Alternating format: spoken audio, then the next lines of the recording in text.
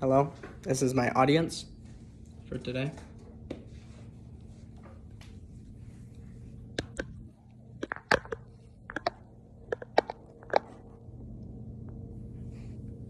All right.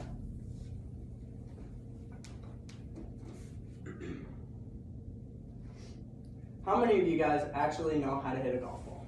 Today, I will be demonstrating that. With the lack of athletic ability, makes it accessible to many different age groups, from 5 years old to 90 years old. It's a great sport to retire with, because you won't be working, you can just go out and play a round of golf. 3 years ago, I started learning golf, and my dad and my friend taught me how to play. They taught me 3 key steps.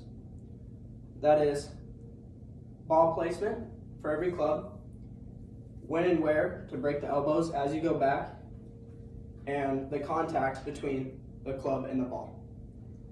Today, I will be using a pitching wedge. It's one of the easiest clubs to hit, also goes with the 60-degree wedge, but today I'll be using the pitching wedge. So with the pitching wedge, you're going to want to keep it about middle of your stance, and you're going to flare your feet.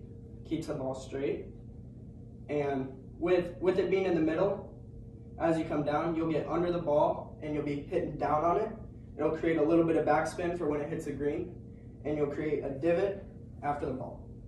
Next is the hardest part, and that's when and where to break the elbows. It's the hardest thing to stay consistent with, and most golfers struggle with it. So as you go back, you're going to want to keep these elbows as straight as possible. That just keeps the club in line, and so you won't be shanking it or anything like that. So as you go back, I'm right-handed, so I'm going to break my right elbow as you go back. That just gets the club head higher, and you're going to come down and you're going to end with your elbow straight again, and you're just going to follow through. And as you follow through, you're just going to want to twist those wrists over, and you're going to end like somewhere like this. I can't do it with the ceiling, but yeah. And so then the final step, and that's contact between the club and the ball. And with the club, you're mostly going to want to hit it as square in the face as possible. That's in the middle.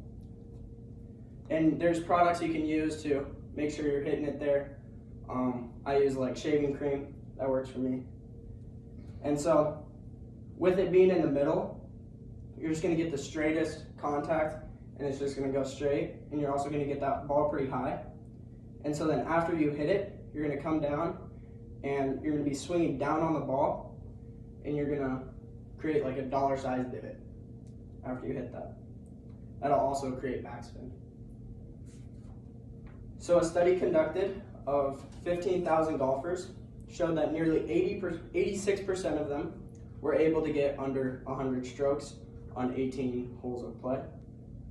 Today, hopefully, I can take that step in the right direction with you and help you get under 100, or if you're already under 100, maybe even under 90.